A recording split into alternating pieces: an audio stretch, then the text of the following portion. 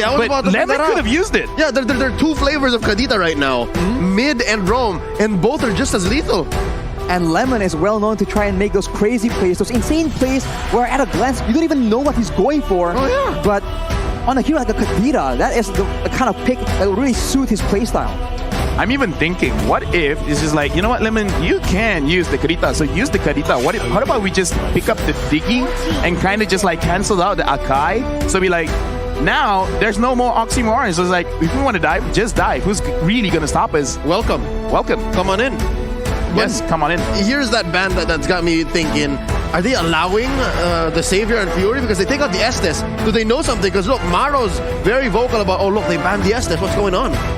Ooh, getting out the Estes, trying to make sure that they can get the burst damage. They don't want security. But in this situation, surely the Diggy would be a better pick than the Estes to try and deny those pick-off potential from RRQ. No, right now, RRQ, like, again, I'm just saying it could be a very, very good pick because Diggy you can use defensively, but you can also use very, very offensively. And I kind of feel like banning out the Estes, they're probably thinking because, again, the way that they play, they want to stick together, right? Making sure that Fury can deal the damage, as well as their gold laner. So they're like, maybe what RRQ is going to do is they have a lot of burst damage. And burst type heroes don't like healing because you basically dealt all of your skills. And then it's undone. And then it's undone. So I kind of feel like this show that they want a lot of burst on their side. And now they have a Terizla diving in. Very big boy. Big boy. Can't be taken down and can deal a lot of damage. This is not a drill, ladies and gentlemen. By the way, actually picked up by RRQ Hoshi. Is this going into the XP lane? Going into the jungle? That's a scary part. You never really know. It's an absolute unit of hero, and in the right lane is just such a big problem. Right now for Occupy Thrones, we'll have to see what exactly is their solution here because there's so many dashes. Something that can punish that or stop that can be very useful. It's not even impossible that this might go into mid. Oh. It's possible that it's going to go mid. Right? Terizla? Yeah, but like a lane bully. Why not? Like a lane bully. Exactly. Why not? Okay. It's RRQ on their opening day. They can do anything They gotta want. put a statement. They gotta make a huge statement, trying to show dominance, being one of the main favorites, but ooh, this is Maro on that Franco here. That's a lot of pickup potential if it lands onto the right people. Yeah, Franco man against the Franco man. There's a little bit of this is an oxymoron. It's like, I'll play the Franco against the Franco specialist, but Maro. Look at this. Yeah, he's like focusing on Vin is like, you're using my hero. Yeah, but I do like the Sicilian pick. The Sicilian pick is solid because, again, we were talking about how Parsa's banned, Saber's banned, but I think Sicilian's a better pick, especially for a late game lineup like Occupy Thrones. Can they reach that late game though? It depends because there's a Kadita, and if the Kadita gets rolling, it is a very oppressive presence, especially for a vulnerable mage like a Sicilian. Right now, RRQ, they finish off with a Xavier of their own. And so it looks like Vin will be piling the Kadita. And we've seen Kadita not doing well if the early game is not good. But having Albert on the Benedetta, as well as having the Terizla, I don't see them losing the mid, the EXP, and the jungle. They can force a fight. They can really force a fight, especially against the Sicilian. They can just keep going. I think the only real thing is you have to watch out for mana. But that aside, they can just keep going. This is... Wow. They answered the glue here by going, on and on. Fight forever. Well, Glue doesn't really do well moving backwards. It's always a very oppressive hero, provided that he is actually aggressing. So maybe RRQ just plan to fight fire with fire and bring the aggression to Occupy Thrones instead. Could this be the answer to the glue? Well, very surprising. We're about to find out because going into this first game, let's introduce again both teams from Jakarta, RRQ Hoshi going up against Occupy Thrones from Mina. It's an Egyptian and Saudi Arabian squad, and all eyes are on Maro. I promise you, the game changer here, especially come the mid to the late game, are those perfect hooks. It's gotta come from Maro. He's on that skin as well, so it's a very... Some people say it gives you a buff almost. You get better when you use this skin. We'll have to see if that is the case for this particular game. He is looking for early advantage here. Because in the early game, the Franco is just so dangerous. Vin chunks a half HP, but they're trying to trade it back. And for now, this is going to be the same pattern. Keep on doing that, and he will prove your point. When you use the skin, you get better. Now RRQ Hoshi, sure, they get poked a little bit, but I kind of feel like Fury and Maro, they took a little bit more. Right now, RRQ, they got to look at which part of the map do they really want to control. Same thing with Occupied Thrones, because looking at the map right now, it looks like Terzla is winning against the Glue. I'm not familiar with this matchup, so I can't really say for sure which one will have the better laning phase. Yeah, this could be the precedent. We could figure out if really that Terzla is the answer, or at least this kind of lineup and this approach could be it. We're about 40 seconds away from the first turtle, and there's a lot of pressure on gold lane. RRQ Hoshi given God of hell. Well, RRQ Hoshi like playing for the gold lane. Skylar is one of the main players that they rely on to carry. And carry, despite being a late game specialist, actually has a lot of healthy damage in the early game. Albert right now will be colliding with Leo. Just spawning him out right here in the XP lane. That's where the real fight is going on. Hawk against R7 1v1. Hawk will be finally able to escape, but look at the final blow. He's so low, 1 HP. R7 comes in to secure that kill. Albert in a tough spot, 1v2, but the mobility will allow him to escape. Wow! Not a single punish on the baby alien. He gets away with it. I mean, like, look at how they actually executed it, because they even like telegraphed, like, I will attack you, glue or no glue, you're gonna go down. And at least for right now, it looks like in terms of the laning phase, R7 is really controlling Hulk, making sure that he doesn't get ahead, and he has to be aware of that, because if he can't win the 1v1, it's gonna look bad whenever someone wants to come and trade. Comes to the Breath of the Ocean. The Rough Waves also takes Maro out. That will be the roamer, not available for the first turtle play. And RRQ, they're looking to straight away capitalize as Albert goes in. 1v1, dumps a lot of damage onto Leo. Let the final blow actually fails though. Hawk steals the turtle. Leo makes a play with a heavy spin, but that will be 4-0. Hawk is still just dueling 1v1 against R7, but that is that advantage. Like finding a needle in the haystack. I don't know exactly what triggered the damage from the glue that actually took down the turtle there, but hey, Occupied Thrones can walk away with what they can. That's a small victory. I kind of think like it might have been the slam, but either way, that we did not see that coming. And right now, Vin catches Maro, but looks like it is not that big of a problem just yet. Oh, the Bloody Hunt being used now. Vin being very low, taken out by Fury 77. Leo trying and get some more, and just these small pickoffs, the roamers. It looks like Occupied Thrones, they're not afraid to actually get fights here and there. And RRQ Hoshi, they're reading it. Gado almost got 1v1 by Skylar. Skylar feeling very, very confident up here. And Albert, he's putting so much pressure all across the map. It's like every single time the camera pans, Albert's there. He is playing the Demon Slayer Benedetta, but look at Skylar right here. 1v2, heavy spin actually does not land onto him, but look at the Iron cancel as well. What is going on? Skylar very, very low. He'll finally get taken out as we see Vin trying his best to try and equalize. It won't be available though, and that is one strike back from Occupied Thrones. Maybe 2 or 3 seconds too late. Vin came to the rescue. Skylar's flicker was on cooldown.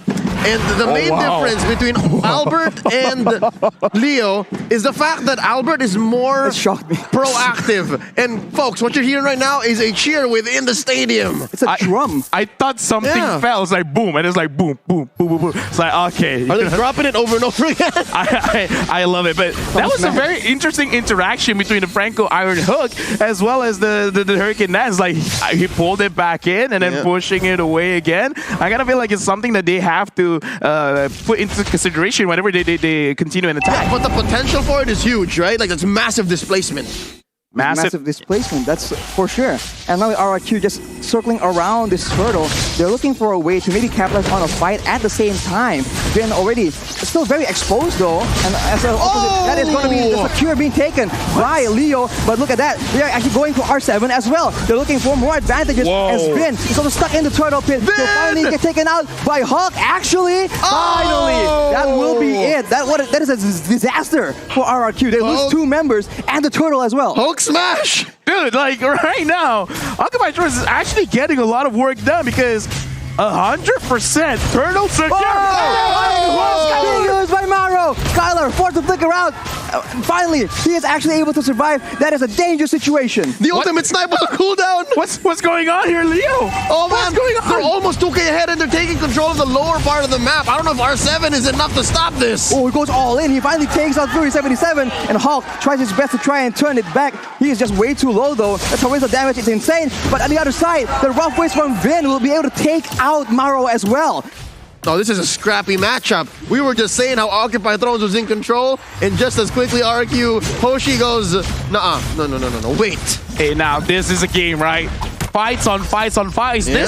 This is Arashi's home, guys. Like, I like violence. Don't you like violence, Arashi? Early game tempo, man. This is the exciting gameplay we've all been waiting for. Answer the question. Do you like violence? I love it, man.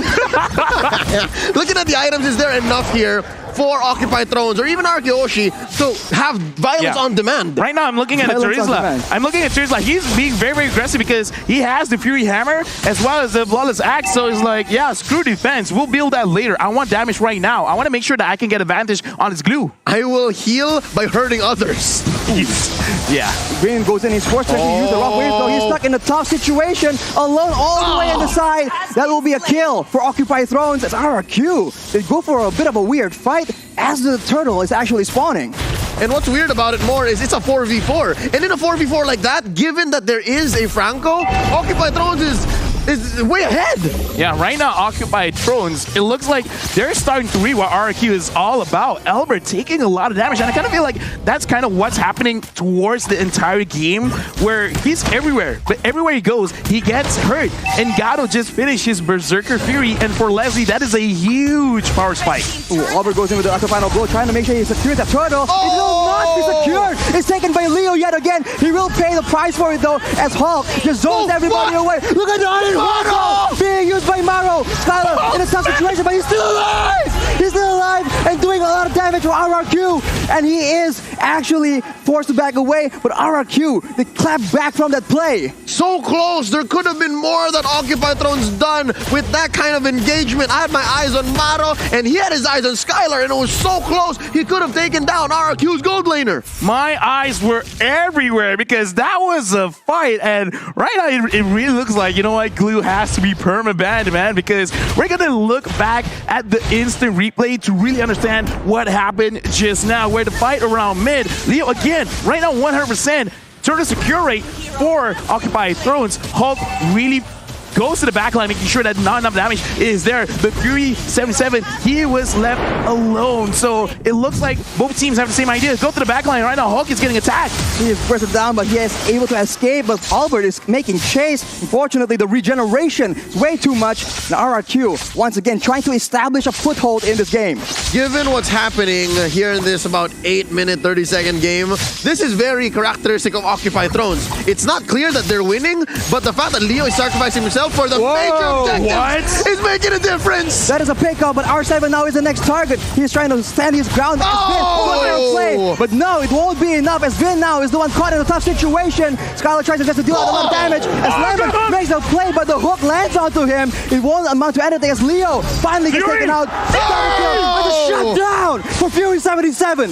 Arashi, the violence, the carnage, look at all the bodies underneath tier 1 in mid, and Occupy Thrones stands tall. Yo, Leo, we gotta look for their coach, man. What happened between then and now? Like, all of a sudden, they just, like, woke up. It's like, we're ready for RRQ Hoshi, because that fight, it wasn't clean, but that's the kind of fight I like to see. Fury 77 actually kiting things up. Let's go to Albert.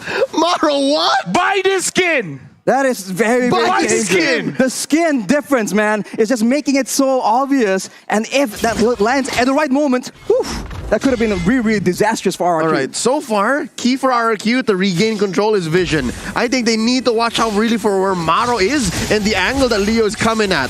These little base by Vin. Oh, Iron Hook again. Suppression is being used as well as Vin will be taken out without being able to use any of his spells. And RRQ has forced to back away from this Lord. My analysis is, yes, buy this skin.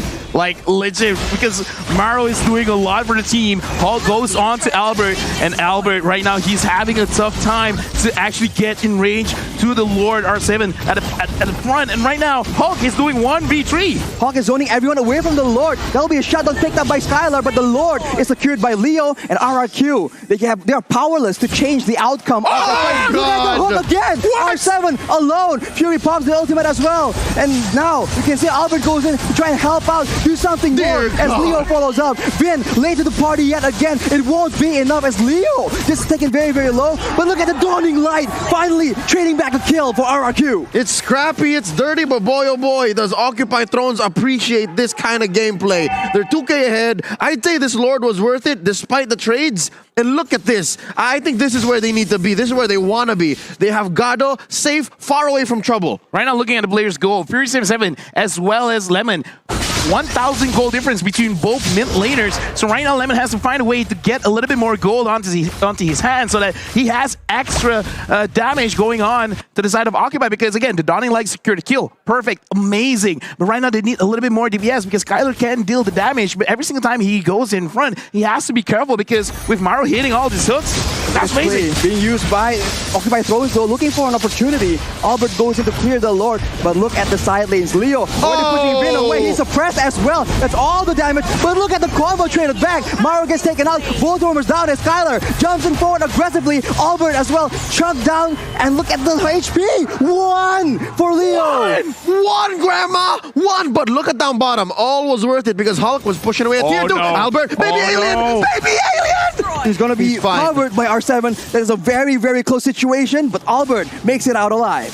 All right, so one thing is clear. Once Occupy Thrones sees Vin, they are not pulling any punches. I think that's one big problem that a Kadita Rome has. This is what I want to see, confidence and trusting your shot caller. Like whoever's in front is like, yeah, let's go for this target. Right or wrong, as long as you act on it, you will get results. Make it right. Make it right. I like what they're doing right now. They're not being scared. They're not trying to run away. They're trying to fight back. And now with a 2.4k gold lead, and it looks like Gato as well as Fury 77, they're doing a lot of damage. Skylar, because he flickered to the front trying to get the kills, it shows desperation. He still has to be careful, but this does show that RQ, they're feeling the heat from Occupy Thrones. Occupy are the ones going for the purple buff right now. Leo with the heavy spin as well. R7 is forced to flicker out. Skylar chunk very low as Hawk goes in, but look at the Hawk again! That is a huge play from Maro. Hawk escaped his life in the midst of that situation. No one is taken out just yet.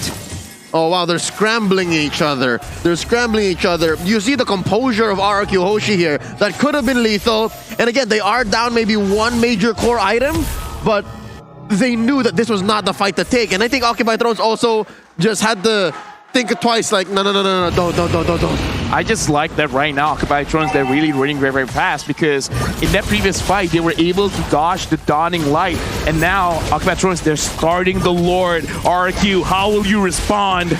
Vin gets spotted by the snipe. Maro makes for play, but it doesn't land. That's a flicker down for the Franco and RRQ. Look at that opportunity. They see an opportunity to just capitalize as Hawk goes in alone. He gets bursted down though. That is not good at all. No front line for the side of Occupy Thrones as RRQ pushes them away. Maro and Leo tries to get a pickup, tries to get something. The steal, can it happen yet again? It won't be available. But look at that. That is a mega kill picked up by Fury 77, but Skylar will be picking up a kill as well. The fight is not over, and OT, they're trying their best, but the one securing the Lord is going to be Skylar. It's still a 2-4-3, but that was a bloody endeavor from both teams. They served them all up to the GOAT. Lemon just had them all set up, lined up, and swing. Oh my lord. RRQ Hoshi now back in control, scoring that Lord. That's a luminous Lord.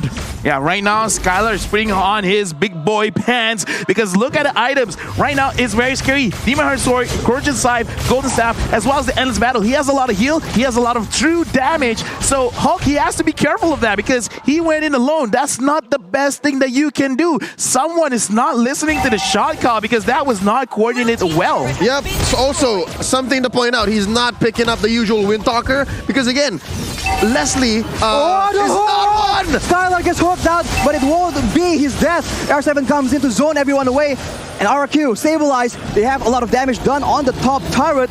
Maro is lethal right now. That is dangerous. Watch out. Still could be a game changer despite RRQ being ahead. But I was saying, Wind of Nature. Skylar's not building one because Leslie is not a marksman you build the Wind of Nature against. Yeah, true damage, man, not physical damage. And right now, RRQ, with just one Lord, they've already turned things around. 500 gold lead ahead. It is not big, but considering they've been on a deficit for like 2,000, 3,000, 4,000, this is huge. This is great. But again, looking at how Maro is playing this Franco, he could really change things around if he could get Albert, Lemon. I don't think he's going to get Skylar, but if he does, then, dude, Occupy Thrones, they're going for it.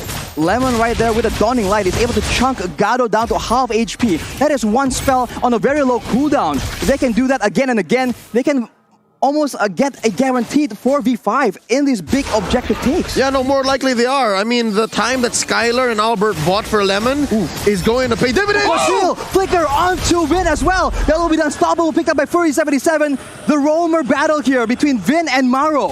Can I just say, LaFell, that was overkill? I kind of feel like they have some kind of vendetta with Vin, and just Vin. Yeah. That was highly unnecessary, where it's like, it was worth it. 3 ults? They want to send a message. Yeah, it's like, specifically you.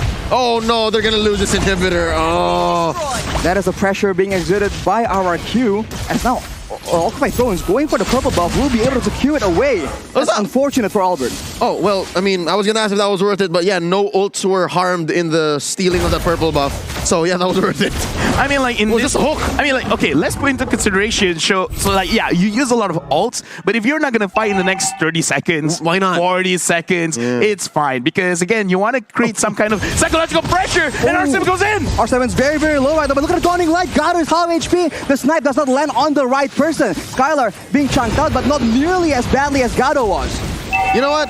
The draft between RRQ and Occupy Thrones now in hindsight is so multi-layered, it's so deep, because there's so much these two teams can do on the near range, melee, long range, mid-range. Oh lord, this Lord fight! Gets hurt again! Maro making the plays happen for his team!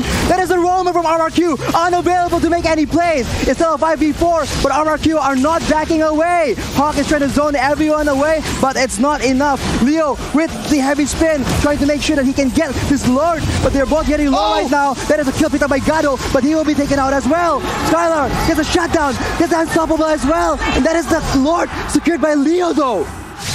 Skylar is doing work, man. I mean, Leo, good job to you, man, securing the Lord, but still, is that gonna be enough? Because in the later stages of the game, it almost doesn't matter if your entire team gets wiped out. It's just 2. But the thing is, the 2 that got hit was the damage dealers. And right now, we're gonna look back at the replay because a lot of things happened. So let's break it down in this instant replay where the fight around the Lord. Look at Leo. He's taking a lot of damage from Skylar, and Skylar is really waiting for everyone to come to the front because he's like, I don't have to force this. Flickers in, goes on Fury, and this is the game changer. Skylar is baiting. Once he sees the bait has been took, he goes in front. He doesn't care. He flickers and he gets the kills. So it's an alley-oop again, like what happened with Lemon earlier on during RRQ's comeback. It's the same story with Skylar. But dare I say, in that moment, in that instant replay, my eyes were on the 6'5" Egyptian, the jungler from Occupy Thrones, Leo. He was on point. I could have sworn he used the retribution earlier in the fight, but he had it, and he knew that they needed this. Was that, what kind of Lord was that? Oh, that was just a... Was it a Evolve Lord? Yeah, Luminous Lord. And look at Ghost Gaming, even he's like very hyped for this game. Of course! Yeah, Ghost is like, let's go, let's go, let's go! He's a one-man cheering squad. He's up against the whole kingdom of RRQ, but Maro I don't like here, his odds. all the hopes of Occupy Thrones are on Maro right now. He is the man that they rely on, and along with that, Leo with the retribution, man. It's been so solid so far. So we're about a minute and a half until that next Lord. You think we're gonna get there? You think we're gonna have to wait for this, or is somebody gonna pull the trigger? I kind of feel like we have to, and this is a situation where Occupy Thrones, if they can set it up, then it's gonna be great because Maro's hooks has been so good. So if he can if he can hook someone around the Lord, they're cooked. They could create a very good situation because, in my personal opinion, don't focus on the Lord, focus on the kills, man. All right, so they turn on heroes. It's so dangerous right now because both teams can scout right here. Lemon with the Dawning Light and Gado with the snipes right here. That is exposing everyone and allowing Vin and Maro to attempt that play. Unfortunately for Occupy Thrones, the Franco engage is just so much more dynamic. It's so good. Look at Albert. I think this is the one game changer. Leo has to always be with his team to make that play. And again, that's what I'm saying about Albert since about minute 3 or 4. The Benedetta is the proactive one. Yeah. The Akai has to answer back. The Akai, you can see his plan from a mile away. Yeah, right now, going back to the keys to victory RRQ, they need to use their experience, and they're using it well because they understand that with the draft coming in from Occupied Thrones, they have to sacrifice one lane. And what lane it is, Albert would go and attack it. And Skylar, he's been in so many fights in his life that he understands that because of the short range of the carry, you can't be too aggressive. But the moment he sees certain skills have been used, then I'm gonna go. If you catch me, but I will die and I will bring most of you with me. Yeah. And look, now they've started it. RRQ Hoshi made the call. Ooh, Iron Hook does not land right here, so RRQ they have a lot of options to play around with. Again, looking for a chance in the side, looking for a pick of potential. Leo is in position though to try and make this a very difficult contest. The Retribution battle has not been favoring RRQ, so Occupy Thrones are very happy to make the plays happen. The flicker is being used. Unfortunately, the hook does not land. That is massive for RRQ. You can see they move in a more aggressive manner. Pay attention to Vin. Look at him. He's trying to make sure he gets the right play at the right time. They see him though. Conceal is being used, but he's suppressed. He cannot make the play happen. That is him taken out of the equation. And now Occupy Thrones have the chance. Leo goes in, but the Immortal has been popped because Skylar is doing way too much damage. Lemon takes him out, but the Lord is taken by Albert. Fortunately for RRQ, one man down from both these teams, but that is very, very valuable for RRQ right now. LaFell, you said it right. At the end of the day, whoever turned on heroes first and whoever makes that call will win the fights. And RRQ Hoshi, they did just that. They baited out the ults first, and then eventually, yeah, you can separate Skylar from us, but the call is still there. I actually like treating Vin there because he gave vision. He gave enough damage to Gato because if you look at his playstyle, if his HP is below 50%, he will not commit. And because Gato was not in like 2/3 of the fight just now around the turtle pit, around the Lord pit, RRQ Hoshi really took that advantage. Like, yeah, kill Leo, get the Lord, get Prophet, and right now, can they actually survive with RRQ here pushing with this evolved Lord? RRQ trying to make sure that the waves are on point right here. The Lord is on the top side, so RRQ can do a bit of a split push in the situation. They need to be careful though. At any moment, Mara can make the play happen. His flicker is not available, unfortunately. But look at R7 making the plays happen, initiating for his team. Skylar is dishing out damage upon damage as the Lord is distracting everyone else. In the back line, that is going to be suppression being used on R7, but it won't be enough. Both teams just going all in all with the truncheons coming out again and again. The Skylar will save Vin, but Skylar is still devastating, doing all the damage possible. Hawk is alone. He won't be able to save this game for his team. RRQ, they reign supreme. Big congratulations to